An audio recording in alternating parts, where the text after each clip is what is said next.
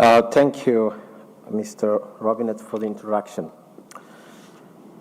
Dear colleagues, distinguished guests, fellow speakers, I feel very honored to have the opportunity of speaking in front of you today in this very important global event to which we all came from all different corners of the world to discuss issues of paramount importance in the global fight to end impunity.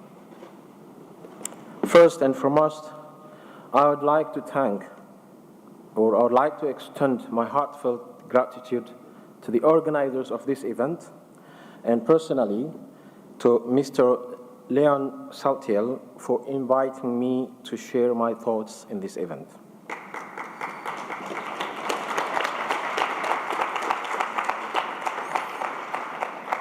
Thank you.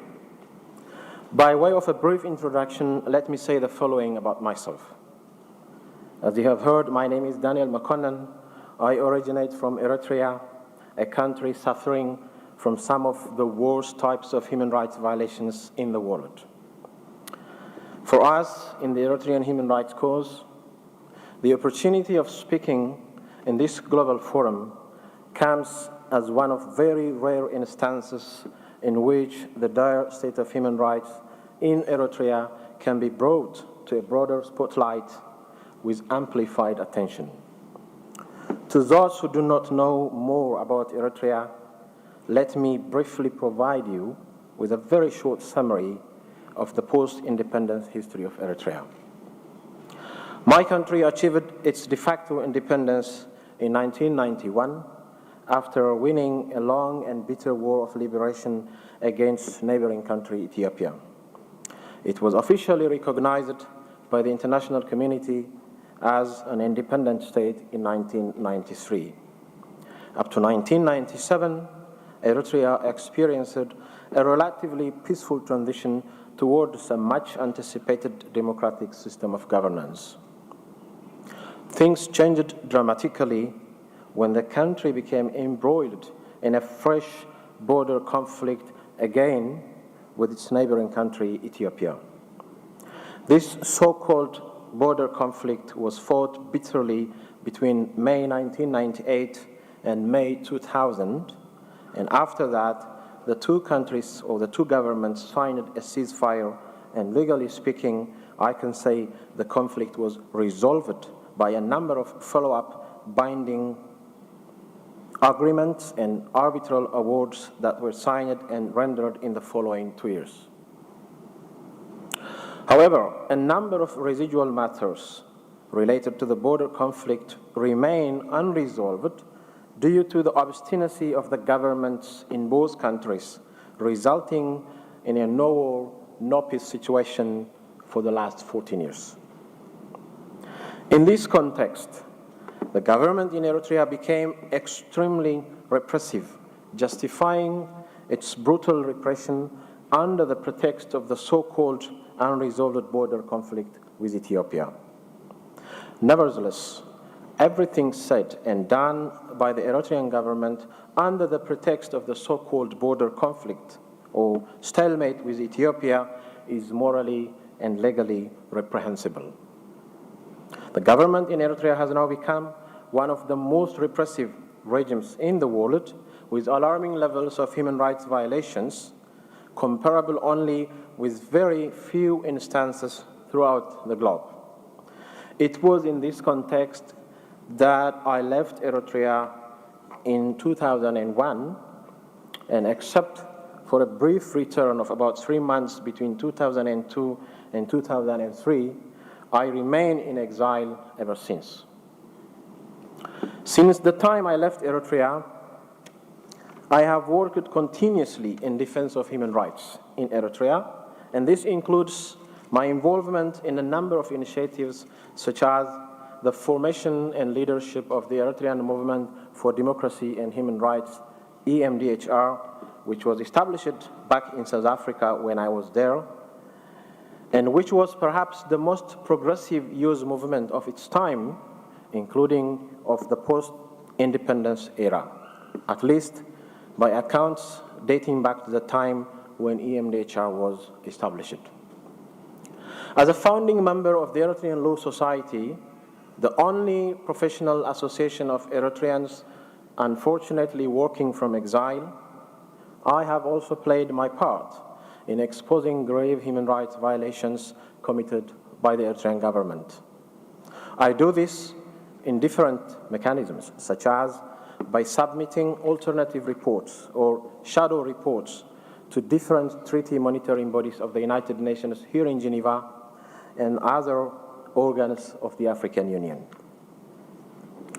I also mobilized Eritrean diaspora communities to stand up firmly against tyranny and condemn unequivocally gross human rights violations committed back in Eritrea.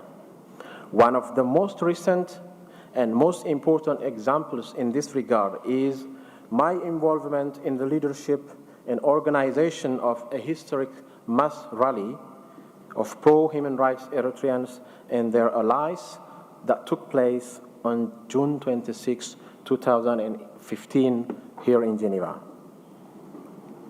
Organized under the banner of End Impunity in Eritrea, the Geneva mass rally attracted more than 5,000 pro-democracy Eritreans and their supporters from all over Europe and the rest of the world. With a strong message of condemning gross human rights violations in Eritrea, the mass rally turned out to be the biggest such event to be organized in a third country since the advent of the Eritrean government to power in 1991. Implemented without any financial or material support from any government or donor agency, the Geneva mass rally was a resounding success, entirely planned and executed by diaspora-based Eritrean grassroots movements and activists, all of whom served on a non-remunerated voluntary capacity. Serving as chairperson of the 7-member coordinating committee of that event, or the committee which organized the historic mass rally of Geneva, was one of the most gratifying achievements in my entire professional and activist life. Staged in front of the United Nations office in Geneva, the mass rally of June 2015 was deliberately planned to coincide with the time when a United Nations mandated Commission of Inquiry on Eritrea was presenting a groundbreaking report to the Human Rights Council in Geneva. The Commission, of course, said horrendous violations, including a possible situation of crimes against humanity, are taking place in Eritrea. And remember, ladies and gentlemen, crimes against humanity is one of the 3 major categories of crimes under international law that may fall under the exclusive jurisdiction of the International Criminal Court in The Hague.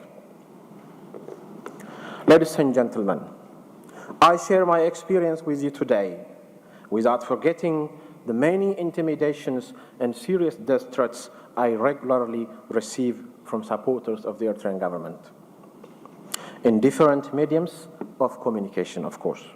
The most recent example is one which I received in June 2015 while I was preparing for the Geneva demonstration, and which is still currently under investigation by the relevant authorities in Geneva, including by the Department of Police of the city.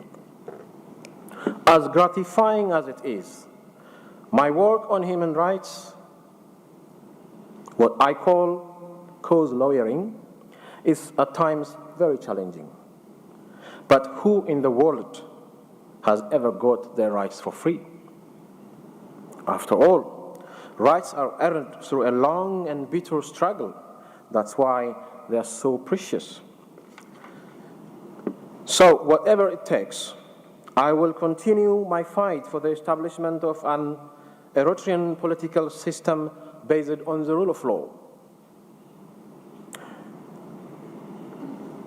And I'm sure with the help of all peace-loving people of the world, people like you, this cause will ultimately prevail.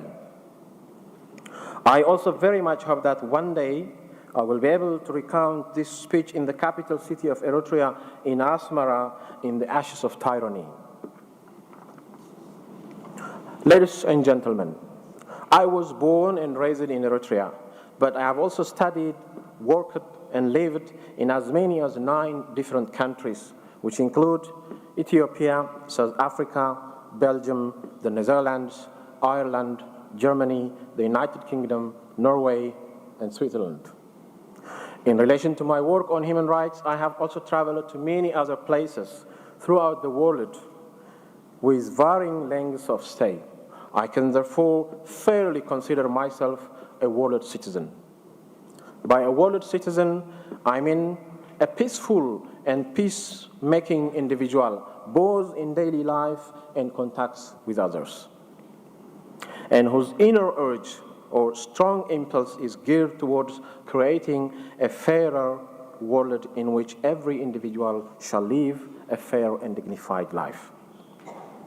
So, true to my commitment to world citizenship, I try to relate everything I do to all fellow human beings, regardless of their respective ethnic, religious, political, or other backgrounds. Thus, my commitment to human rights emanates not only from the sad state of affairs in my country of origin, but also from the values I mentioned above, which are deeply entrenched in the person in me. Colleagues and fellow speakers, I am presenting this speech at a time when the world is becoming extremely dangerous to many vulnerable groups, such as refugees and asylum seekers.